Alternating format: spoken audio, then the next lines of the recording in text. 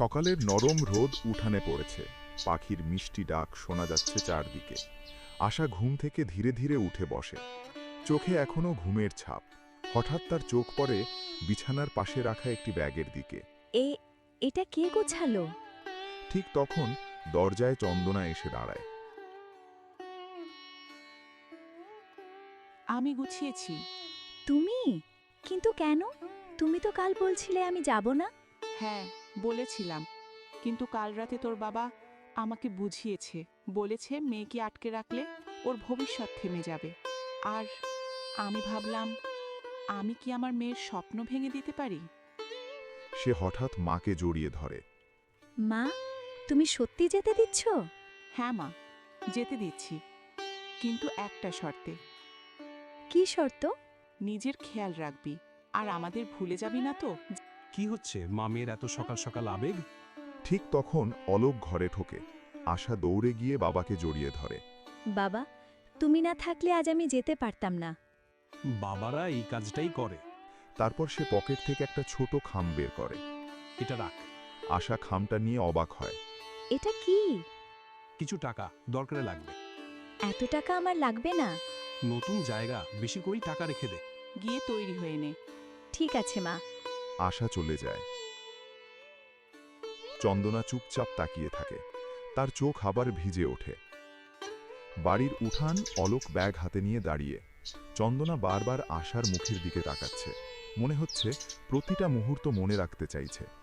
অলোক হেসে বলে, এত চিন্তা করো না। চন্দনা এবার আর নিজেকে সামলাতে পারে না, সে শক্ত করে আশাকে জড়িয়ে ধরে। সময় মতো খাবি, ঠিক আছে? কোনো অসুবিধে হলে সঙ্গে সঙ্গে ফোন করবি। করব। আশা এবার চল, না হলে ট্রেন ছেড়ে যাবে। আসছি মা। আশার চোখেও জল। বিকালবেলা চন্দনা উঠানে বসে আছে, তার চোখ দিয়ে নীরবে জল পড়ছে।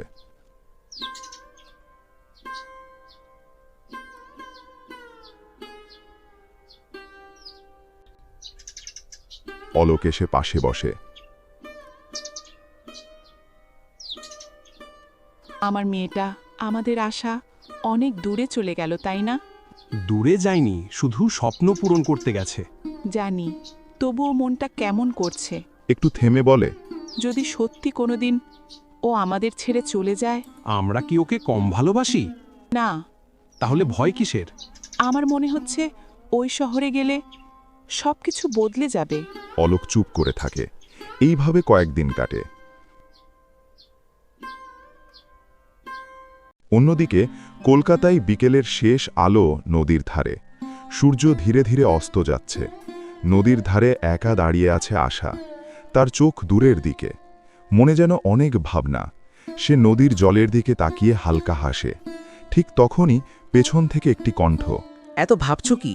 আশা ঘুরে তাকায়, দেখে ছেলে অর্থাৎ দেবায়ন দাঁড়িয়ে আছে। তার মুখে ক্লান্তি, কিন্তু চোখে আনন্দ। আশার মুখে একটু অভিমান। তুমি এত দেরি করলে কেন? আজ অফিসে খুব কাজ ছিল। মনে আছে আমাদের প্রথম দেখা? আশা হাসে। কিছু ভুলবো কি করে? আশা হেসে ফেলে, তার চোখে স্মৃতি ভেসে ওঠে। কয়েক বছর আগে দেবায়ন অফিসের কাজে আশার গ্রামে গিয়েছিল। সেখানে প্রথম আশাকে দেখেছিল, সাধারণ গ্রামের মেয়ে। দেবায়ন প্রথম দিন থেকেই অবাক হয়েছিল। আশা হেসে বলে, তুমি না বললে আমি কোনোদিন গ্রাম ছেড়ে আসতাম না। আমি তো অনেক কষ্টে তোমাকে রাজি চড়িয়েছি। আশা মজা করে বলে, তাই? অনেক কষ্টে?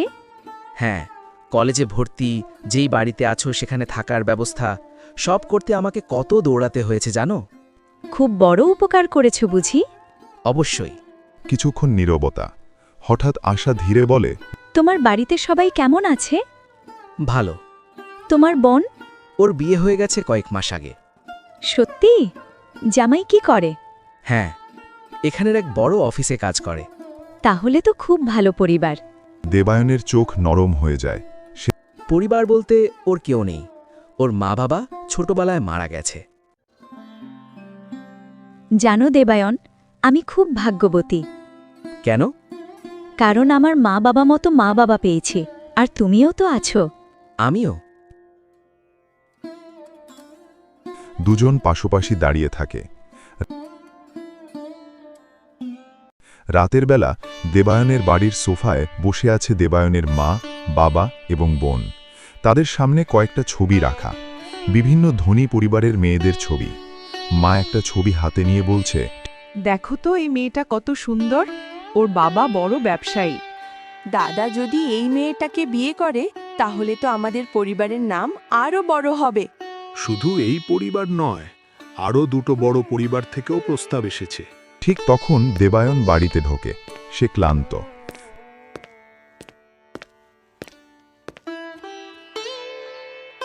আরে দেবায়ন, ঠিক সময় এসেছিস, তোর সাথে একটা জরুরি কথা ছিল।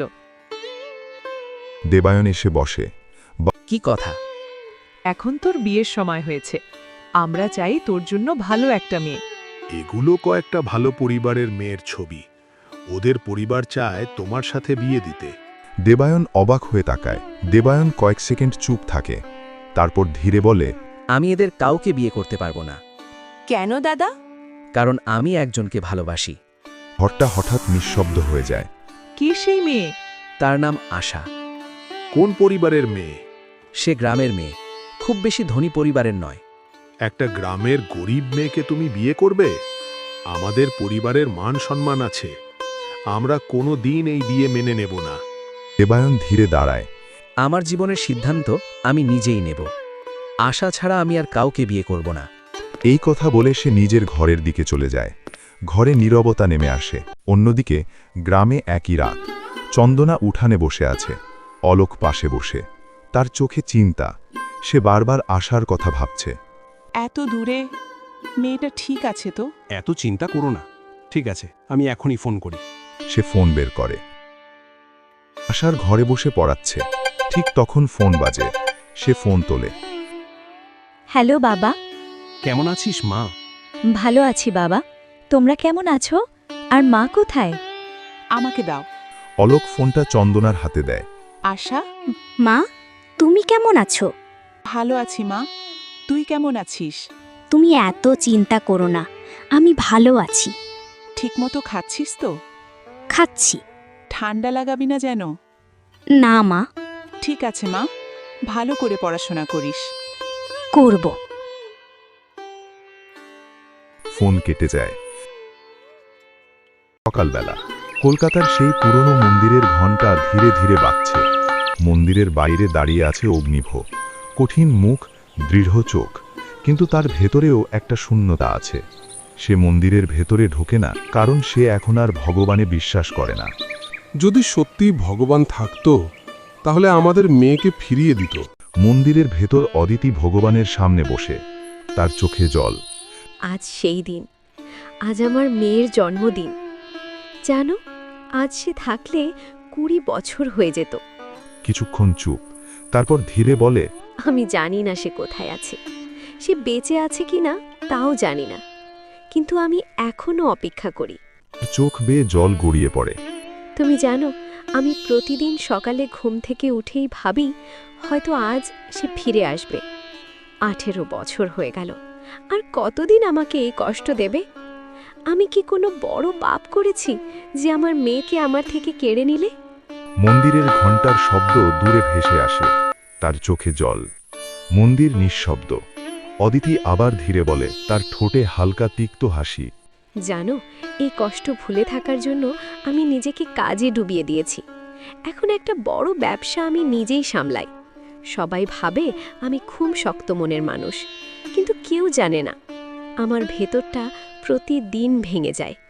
যখন কোনো মেয়েকে দেখি তখন মনে হয় আমার মেয়েও কি এমনই হয়েছে? সে কি পড়াশোনা করছে? সে কি কাউকে মা বলে ডাকে?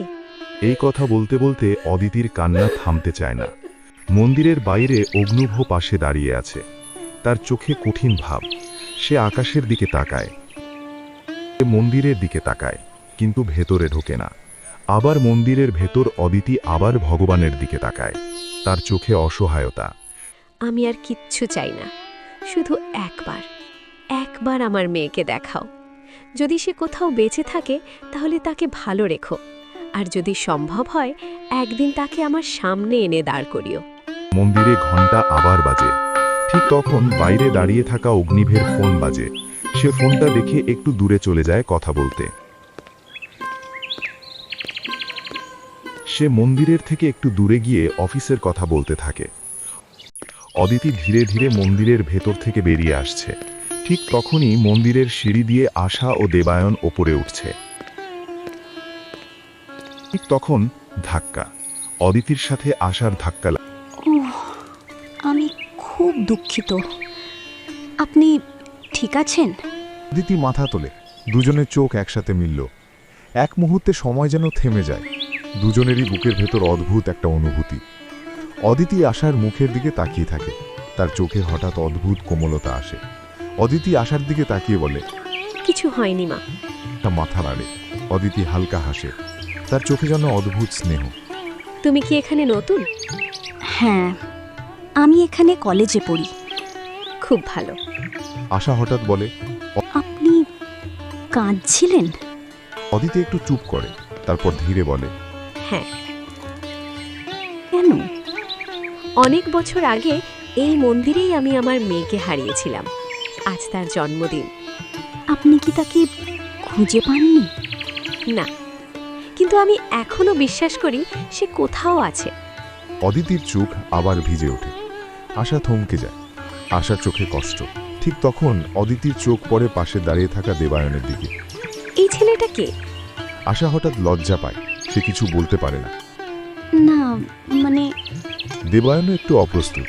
অদিতি হেসে বলে, বুঝেছি। কিছু বলার দরকার নেই। তুমি নিশ্চয়ই ওকে খুব ভালোবাসো। আশা আরও লজ্জা পায়। অদিতি মৃদু হাসে। দেবায়নের দিকে তাকিয়ে বলে, ভালোবাসা খুব মূল্যবান জিনিস। যদি সত্যি একে অপরকে ভালোবাসো তাহলে কখনো একে অপরকে ছেড়ে যেও না। তোমরা সব সময় একসাথে থাকো। Thank you. ধন্যবাদ। অদিতি হালকা হাসে। অদিতি ধীরে সিঁড়ি দিয়ে নিচে নামছে। আশা দাঁড়িয়ে তাকিয়ে থাকে।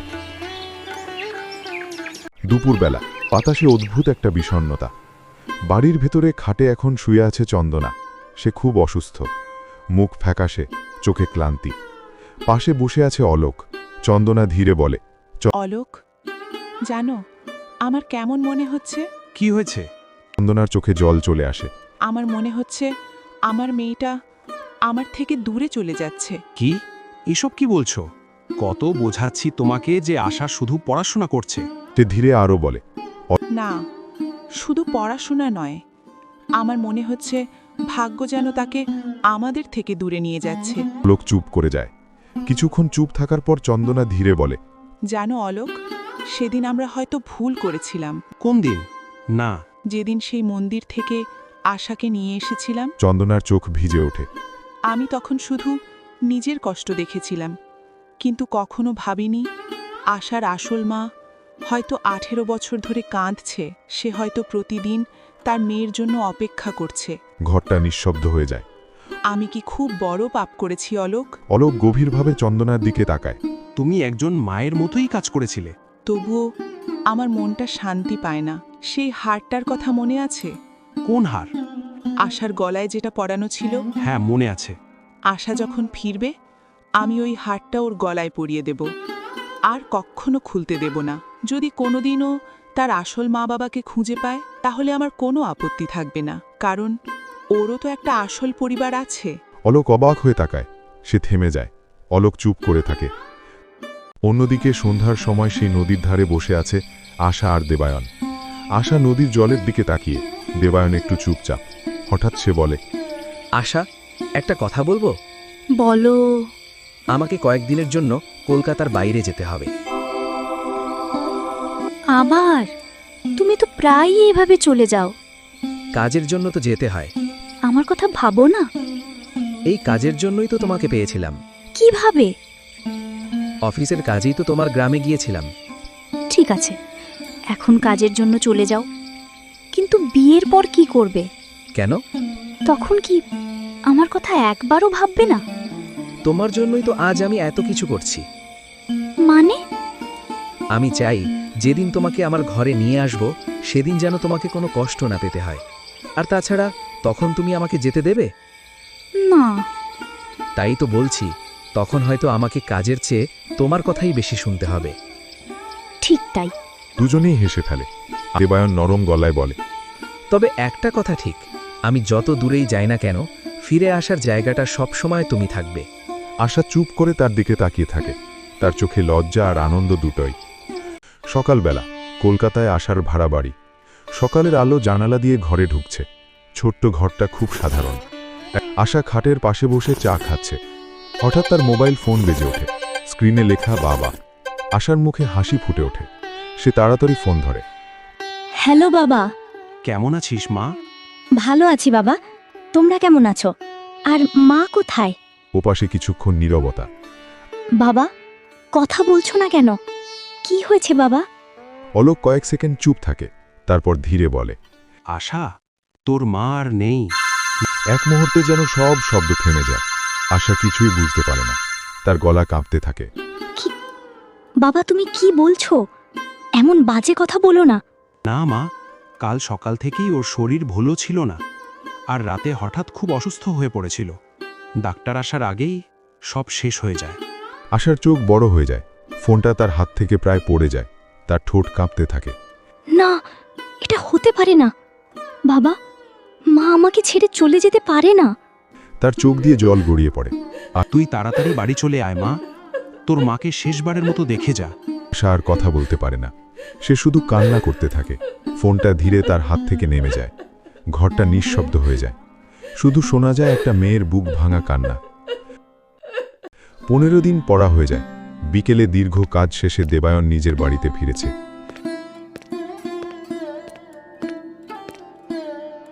হঠাৎ তার মনে পড়ে আশার কথা। সে হাসি মুখে ফোন বের করে, আশাকে ফোন করে, কিন্তু ফোনে শোনা যায়, The number you are calling is currently switched off. Debayan অবাক হয়। সে আবার ফোন করে, আবারও একই উত্তর। সে একটু চিন্তিত হয়। পরদিন আবার ফোন করে, তবুও ফোন বন্ধ। এভাবে কয়েকদিন কেটে যায়। দেবায়নের মনে অদ্ভুত অস্থিরতা শুরু হয়। সে ভাবে, আশা কি আমার উপর রাগ করেছে? না, আমাকে আশার সাথে দেখা করতে যেতে হবে। আশার ভাড়া বাড়ি। দেবায়ন বাড়ির সামনে এসে দাঁড়ায়। তার মনে অদ্ভুত উত্তেজনা। কিছুক্ষণ পরে দরজা খুলে বাড়িওয়ালা মহিলা বের হন। দেবায়ন ভদ্রভাবে বলে, দিদি, আশা কি আছে? ও তো চলে গেছে। চলে গেছে? কোথায়? ওর গ্রামে। হঠাৎ কেন? তুমি জানো না? কি জানব? ওর মা মারা গেছে। দেবায়ন যেন হঠাৎ জমে যায়। তার চোখ বড় হয়ে যায়। কি বললেন? যেদিন ফোন পেল সেদিনই কান্না করতে করতে তাড়াতাড়ি গ্রামে চলে যায়। দেবায়নের মুখ ফ্যাকাশে হয়ে যায়। সে ধীরে বলে, আমি কিছুই জানতাম না। যাওয়ার সময় খুব কাঁদছিল মেয়েটা। বলছিল মাকে আর দেখতে পাবো না। দেবায়নের বুকটা হঠাৎ ভারী হয়ে যায়। তার চোখে গভীর কষ্ট। সে মনে মনে ভাবে, এই কঠিন সময় আমি আশার পাশে থাকতে পারলাম না। গ্রামের সকাল। বাড়ির উঠোনে অদ্ভুত নীরবতা। ঘরের ভেতরে দেয়ালে টাঙানো চন্দনার একটা ছবি। ছবির নিচে মাটিতে বসে আছে আশা। সে নিঃশব্দে ছবির দিকে তাকিয়ে আছে। ধীরে ধীরে সে বলে, তার মা, তুমি কেন আমাকে না বলে চলে গেলে? আমি তো বলেছিলাম আমি খুব তাড়াতাড়ি আবার আসব। তুমি একটু অপেক্ষা করতে পারলে না? চোখে জল জমে। তার চোখ দিয়ে জল গড়িয়ে পড়ে। সে ছবির দিকে তাকিয়ে ফিসফিস করে, মা, তুমি ছাড়া এই বাড়িটা এখন কত ফাঁকা লাগছে জানো? ঠিক তখন অলোক ঘরে ঢোকে। সে কিছুক্ষণ চুপ করে মেয়ের দিকে তাকিয়ে থাকে। তার নিজের চোখেও কষ্ট। সে ধীরে আশার পাশে বসে। মা, এভাবে কতদিন থাকবে? এবার তুই কলকাতায় ফিরে যা। আমি কোথাও যেতে চাই না বাবা। কিন্তু তোর পড়াশোনা? তুই তো এত স্বপ্ন নিয়ে কলকাতায় গিয়েছিলি।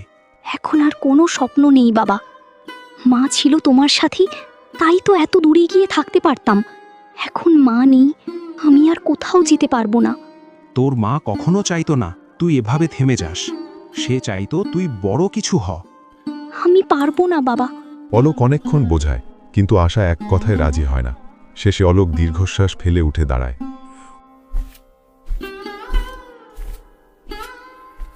অলোক বাড়ির বাইরে এসে দাঁড়ায়। তার মুখে দুশ্চিন্তা। ঠিক তখন দূর থেকে এক লোক আসতে থাকে। অলোক তাকিয়ে দেখে গ্রামের পরিচিত মানুষ হরিদাস কাকা। আরে অলোক, কেমন আছিস? এসো কাকা, ভিতরে এসো। দুজনেই বসে। হরিদাস লক্ষ্য করে অলোক খুব চিন্তিত। কি হয়েছে? অলোক দীর্ঘশ্বাস ফেলে। মেয়েটা একেবারে ভেঙে পড়েছে। চন্দনা চলে যাবার পর থেকে আর আগের মতো নেই। স্বাভাবিক, মায়ের শূন্যতা তো সহজে ভরে না। আমি ওকে কলকাতায় ফিরে যেতে বলছি, কিন্তু কিছুতেই রাজি হচ্ছে না। হরিদাস একটু ভেবে বলে, একটা কথা বলবো, রাগ করবি না তো? বলো। মেয়েটার বিয়ে দিয়ে দে। অলোক অবাক হয়ে যায়। এখন? হ্যাঁ, বিয়ে হলে নতুন সংসার পাবে, নতুন মানুষ পাবে, হয়তো ধীরে ধীরে এই দুঃখটা ভুলতে পারবে।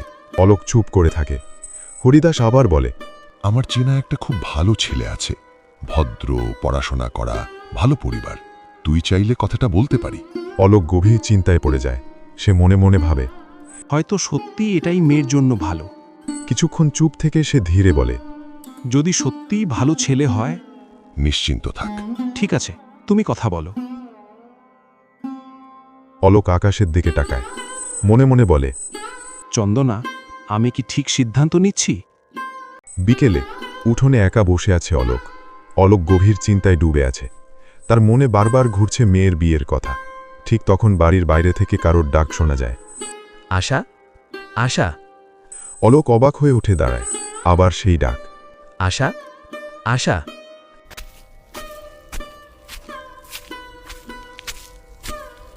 বাইরে বেরিয়ে দেখে একজন যুবক দাঁড়িয়ে আছে। সে দেবায়ন। তুমি কে? এখানে কেন এসেছো? আমি দেবায়ন। আমি আশার সাথে দেখা করতে এসেছি। কি দরকার? ঠিক তখন ভেতর থেকে আশা বেরিয়ে আসে। সে দেবায়নকে দেখে স্তব্ধ হয়ে যায়। দেবায়ন, তুমি? আমি তোমাকে অনেক দিন ধরে ফোন করছিলাম, কিন্তু তোমার ফোন বন্ধ পাচ্ছিলাম। পরে জানতে পারলাম তোমার মা। সে বাক্য শেষ করতে পারে না। দেবায়ন ধীরে বলে, আমি তোমার পাশে থাকতে পারিনি, তার জন্য খুব খারাপ লাগছে। আশা চুপ করে থাকে। অলোক সব শুনে অবাক হয়ে যায়। সে জিজ্ঞাসা করে, তোমাদের মধ্যে কি সম্পর্ক? দেবায়ন কিছুক্ষণ চুপ থাকে, তারপর সাহস করে বলে, আমি আশাকে ভালোবাসি। অলোক অবাক হয়ে যায়। দেবায়ন আবার বলে, আমরা একে অপরকে ভালোবাসি, আর আমি আশাকে বিয়ে করতে চাই। উঠোনে নিস্তব্ধতা নেমে আসে। অলোক ধীরে আশার দিকে তাকায়। এটা কি সত্যি? আশা কিছু বলে না। অলোক মেয়ের মুখ দেখে সব বুঝে যায়। তার মুখে ধীরে ধীরে হাসি ফুটে ওঠে। অলোক দেবায়নের দিকে তাকিয়ে বলে, তাহলে তো আমার আর কোনো আপত্তি নেই। তুমি যদি সত্যিই আমার মেয়েকে ভালোবাসো, তাহলে আমি খুশি মনে এই বিয়ে দেব। দেবায়নের চোখ উজ্জ্বল হয়ে ওঠে। সত্যি? তবে একটা কথা আছে, তোমার পরিবারের সাথে কথা বলতে হবে। তাদের মতামত জানা দরকার। অবশ্যই। অলোক হাসে। দেবায়ন মাথা নাড়ে। তার মুখে আনন্দ। রাতে দেবায়নের বাড়ি। সেখানে বসে আছে দেবায়নের মা, বাবা এবং বোন।